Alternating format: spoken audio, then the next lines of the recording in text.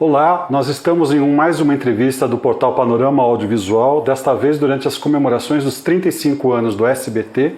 Nós convidamos o diretor técnico e de operações do SBT, o Raimundo Lima, para uma conversa sobre o dia a dia das operações aqui na emissora e sobre os investimentos em novas tecnologias e processos que o SBT vem fazendo. Quais características definem um profissional de televisão nos dias de hoje? Olha, a primeira coisa é o seguinte: antes nós tínhamos um camarada muito especializado numa coisa só. Eu não sei, também é um pouco da minha percepção de um profissional bem qualificado. Você tem que ter múltiplos conhecimentos, né? Então o camarada especializado que consegue fazer uma única coisa, esse camarada ele vai ter uma limitação também dentro das empresas. Porque com o que está acontecendo também do outro lado dos equipamentos, a cada hora o equipamento incorpora a função de uma outra coisa. Então, hoje em dia você faz mais de uma coisa do que os títulos os títulos tradicionais que você tinha na televisão. Operador de VT, por exemplo, operador de TV, de VT. Uhum. Já não se tem VT em várias partes aqui dessa emissora. O que seria o equivalente ao VT já te exige que você tenha outras habilidades. Servidor de mídia. Exatamente. O cara vai trabalhar como operador de ingeste, mas ele tem também que saber ingestar, transferir um arquivo, baixar um arquivo para um outro formato. Já exige outro tipo de habilidade do que na época da fita, que ele ia lá, só colocava, dava um play, ou dava um rec, ou fazia uma coisa limitada. Então, a cada hora precisa que você tenha um conhecimento mais amplo. É um profissional multitarefa e aberto a assimilar novos conhecimentos constantemente, novas atribuições. Essa é a chave se você quiser manter seu emprego e se você quiser progredir. Se você ficar sentado, né, porque o ciclo da tecnologia, Fernando, ele está cada dia mais curto, né? Você pegava um VT, antigamente você investia, ele ia te servir por 10, 15 anos. Aquele ciclo de duração e característica daquele equipamento era daquela maneira. Hoje em dia você compra um equipamento, 3, 4 anos, já tem outro que é a evolução daquele equipamento fazendo outras tarefas. E nem sempre você vai pegar na mão do camarada e dizer, agora vamos aprender isso aqui, vamos aprender aquilo. É preciso que você tenha iniciativa. Então o profissional que quer garantir a sua função, o seu emprego e progredir, acima de tudo progredir, ele é um cara que tem que estar buscando, tanto internamente quanto externamente, a sua própria evolução. A formação e a reciclagem de recursos humanos vem antes da preocupação com investimento em tecnologia? Olha, corre mais ou menos paralelo, mas eu vou te falar. No final das contas, o peso no treinamento, na qualificação do profissional é maior.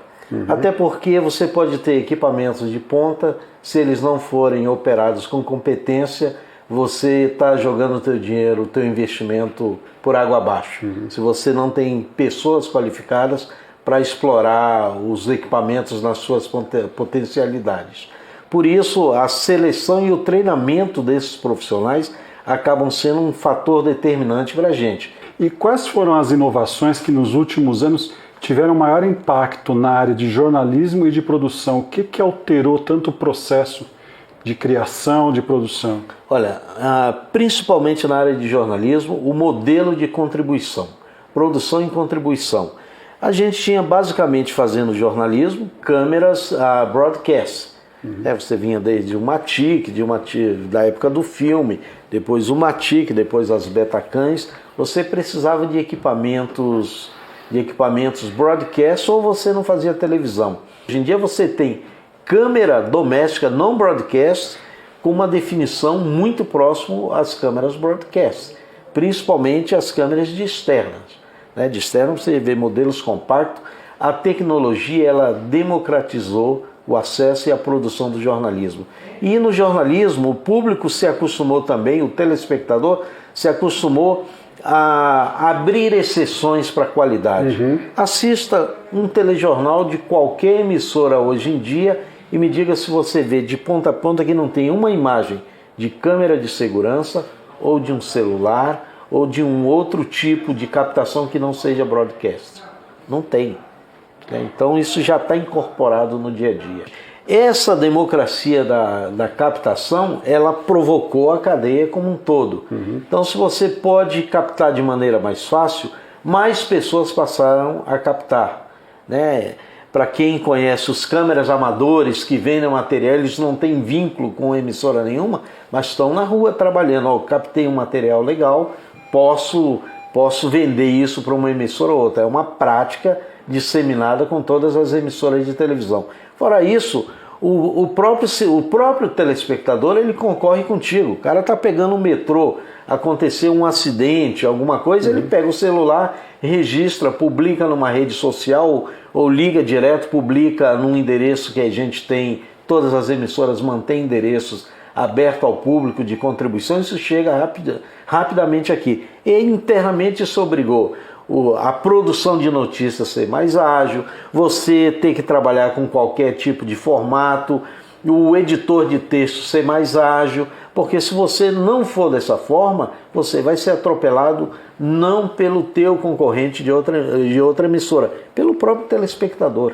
Qual foi o impacto dessas tecnologias no trabalho dos correspondentes, dos enviados especiais, como os smartphones, as redes 4G ajudaram no trabalho deles? Olha, eu posso falar de categoria porque eu tive a felicidade de, durante 10 anos, ser correspondente internacional. E eu estava no lugar onde eu tinha toda a tecnologia possível, que era Nova York. O que não tivesse Nova York, não teria, isso no final dos anos 80 e toda a década de 90, não teria em lugar nenhum do mundo, né? E era muito difícil para você fazer uma cobertura de eleição, como eu cobri a eleição do Bush, cobri a do Clinton, eu era editor de imagem e produtor. Eu viajava, Gaio, com 300 quilos de equipamento, que eram os 2 VTs para poder editar, né? Então, eram 3 VTs, uma TIC. Não, já era Betacam, mas eles são pesados e são grandes. Para eu montar uma ilha de corte seco, eu precisava de 2, né? 2 VTs, mais monitor, mais isso, mais aquilo. Eu me lembro que eu viajava com 3 cases que a soma deles davam quase 300 quilos. Essa eleição foi coberta pela Eula Rocha, nossa correspondente em Nova York, ela e uma pessoa. E gerando com o conhecido Mochilink aí da vida, da LiveU, que está cada vez maior, mais compacto, que nem uma mochila já é, o último modelo é uma pochete, vamos dizer assim. E você pega uma cidade como Nova York, que tem uma boa rede de 4G, só se for um profissional de televisão diz essa imagem não é a imagem broadcast, não é satelital. Estava vindo por uma rede telefônica, uma rede IP. Qual a estratégia para ter uma cobertura jornalística que contemple todo o país e consiga aproveitar essa tecnologia do 4G, do Mochilink e outras, com um nível de conexão que a gente tem, com uma qualidade bastante inferior à americana? Eu vou te dar um exemplo concreto do SBT. O SBT tem 114 afiliados, entre regionais, que são emissoras próprias, e afiliados, espalhados pelo Brasil inteiro. No caso de Brasília, Porto Alegre, Rio de Janeiro e Belém, nós temos fibra óticas ligando essas emissoras, estão contribuições de mão dupla, né? E está 24 horas aberto aqui para a gente. Algumas outras regionais, elas têm ligação ainda com a Embratel. Sai das emissoras, vai o centro de TV de da Embratel, a Embratel traz esse sinal de forma satelital até o centro de TV aqui em São Paulo e a gente pega essas imagens. Agora, a grande maioria das emissoras não tem capacidade de subir um sinal até um satélite, porque é caro, isso também é caro, e nem tem ligação com a Embratel. Então você faz uma geração hoje via FTP. Você tem aceleradores, como o Aspera, é um exemplo de um equipamento acelerador de tráfego de arquivos, né? E que dependendo da maneira que você faz esse empacotamento, chega com qualidade muito razoável aqui. Então, se você vê a nossa inversão na curva de contribuição, da maneira que o material contribuía, nós tínhamos aqui contribuição via Embratel ou satelital nesse patamar, via FTP aqui. Hoje em dia está... Mas num espaço de tempo muito curto houve essa inversão. E a gente tem a cada dia ganhando qualidade nessas gerações via FTP. São muito tranquilas. E até você pode optar a ter contribuições ao vivo, né, via FTP. Voltando para dentro da emissora, para além da automação, nos últimos anos houve uma aproximação muito grande entre a televisão e o mundo da tecnologia da informação.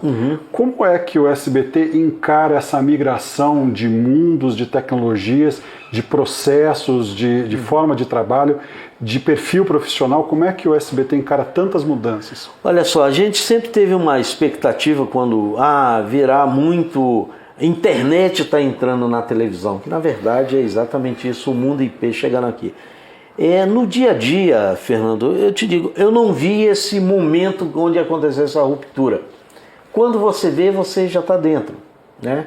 Eu te diria que esse marco foi muito mais na divulgação, na época que foi implantada uma diretoria para cuidar de multiplataforma aqui dentro. O conteúdo já existia e a prática já existia. Só os canais em multiplataforma é que a gente foi, olha, em determinado momento nós tivemos outros canais de divulgação. Mas internamente, no meio de produção, foi uma coisa que aconteceu natural. Mas os equipamentos IP, a forma de trabalho, por exemplo, num data center, isso já foi assimilado pelo SBT ou ainda é um processo em andamento? Não, é um processo em andamento. Veja bem, o carro-chefe do SBT ainda é o canal Broadcast. Né? Então, o que está acontecendo? O canal Broadcast é o grande produtor de conteúdo e a multiplataforma está se utilizando desse conteúdo. Então, esse conteúdo ele ainda continua sendo produzido de maneira broadcast. Talvez seja um conteúdo caro só para uma multiplataforma, né, para divulgação no mundo online. Mas esse custo já está amortecido aqui. E quando o online precisa produzir alguma coisa específica para ele, sim, aí já vem as câmeras fotográficas que filmam, câmeras que não broadcast de menor valor, mas com boa qualidade, aí sim. A gente não tem problema no tráfego do material broadcast para o mundo online. Ao contrário, talvez você precise, dependendo da natureza do seu conteúdo, você precisa fazer uma interferência qualitativa nesse material. Certo. Falando justamente das câmeras, o HD ele ainda está sendo implantado no Brasil, assim como a digitalização das transmissões, que ainda tem muitos anos pela frente até ser completada. Por outro lado, você como um diretor de operações deve receber a todo momento novos produtos, novos equipamentos para 4K e para 8K. Quer dizer, você lida com uma realidade do HD, da alta definição, que ainda não chegou a todo o país, e por outro lado é bombardeado por uma indústria que todos os dias diz, olha, o HD já é passado, você precisa dar um salto à frente. Como que você lida com essas disputas? Essa é uma pergunta boa, porque é o ponto que a gente precisa ficar atento, né? E fazer as escolhas certas, né? Você não pode também ir em tudo que a indústria te oferece de maneira cega. No caso do 4K, que tem gente que diz, mas eu não vejo vantagem, o olho humano não vai ser perceptível, todas as experiências mostram que sim, não tem essa discussão. Mas nem todo mundo está preparado, tem equipamentos para poder consumir o 4K com tudo que ele tem a oferecer. Então a gente ganha um tempo aí. Mas ao mesmo tempo, você tem que fazer a tua lição de casa, saber quais são os teus segmentos adequados ao 4K. Não vale a pena você fazer um investimento, nesse momento, fazer um investimento grande em 4K para o jornalismo, né? Como eu já falei aqui, o jornalismo, o mais importante dele é o conteúdo, né? Você tem cenas captadas por câmeras de segurança que tem a relevância daquela imagem é muito maior do que qualquer coisa que você poderia produzir. E é aceitável, o telespectador entende esse código, a importância a importância daquele conteúdo. Mas no caso da dramaturgia e do esporte, o 4K cai com uma luva. Aí vai ser ao contrário.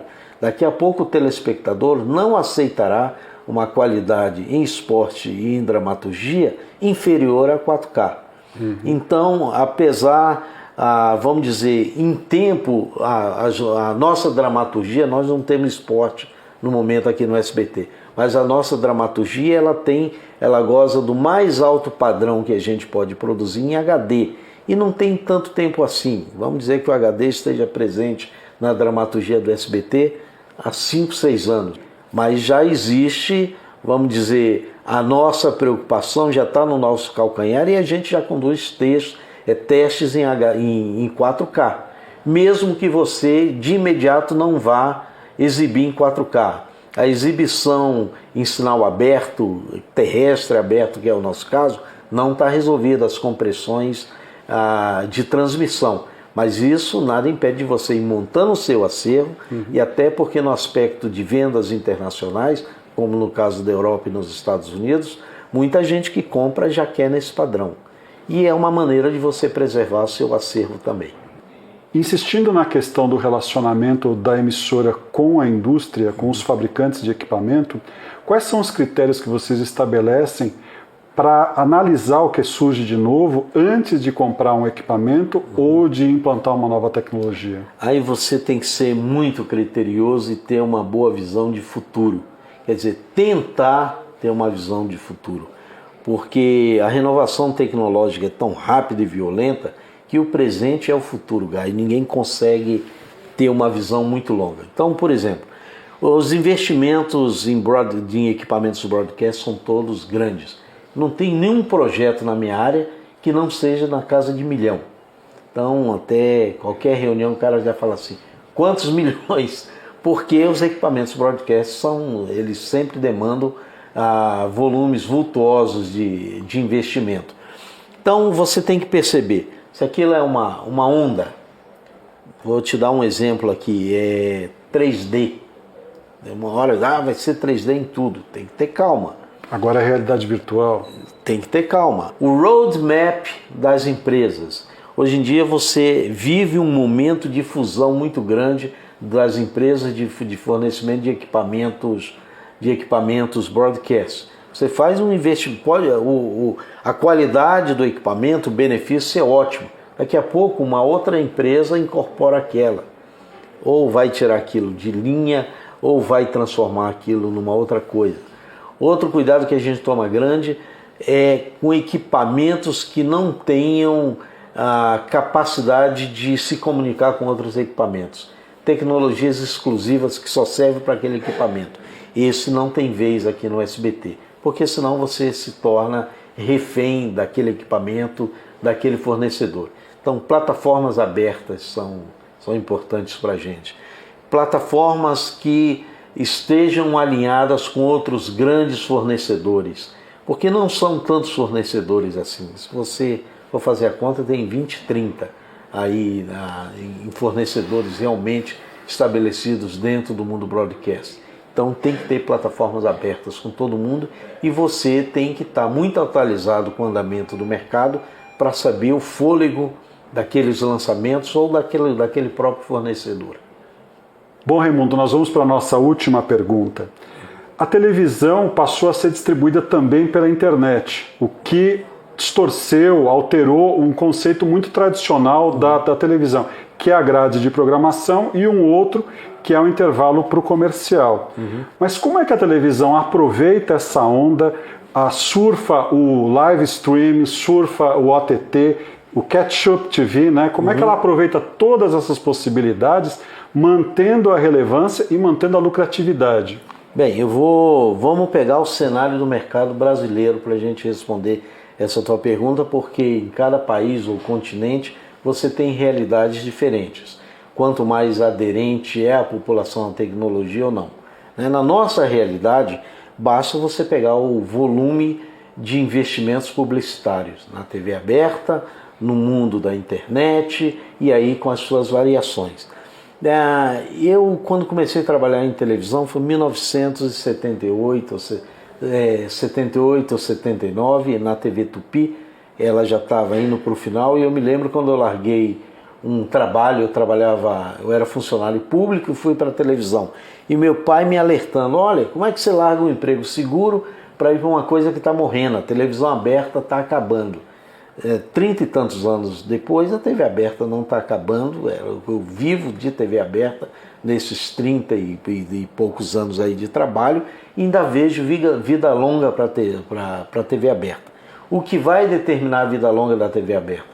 A capacidade de também administrar as novas tecnologias.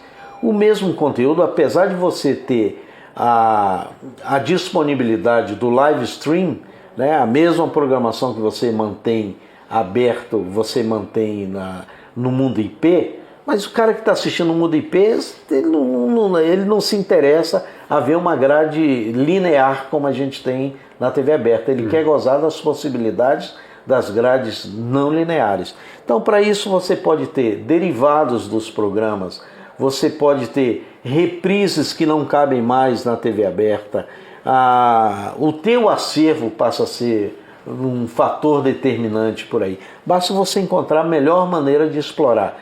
Eu não vejo as novas formas de distribuição, as novas plataformas como concorrente, e sim como complemento. E eu acho que a partir do momento que as emissoras de televisão encararem dessa forma, elas terão vida longa. Porque tanto no mundo IP, quanto no mundo da transmissão terrestre com a nossa grade linear, o conteúdo é que vai fazer a grande diferença. Ok. Obrigado pela entrevista. Obrigado a vocês. Parabéns pelos 35 anos do SBT. E você assiste mais entrevistas como essa no canal da Panorama Audiovisual no YouTube e nas redes sociais. Até a próxima!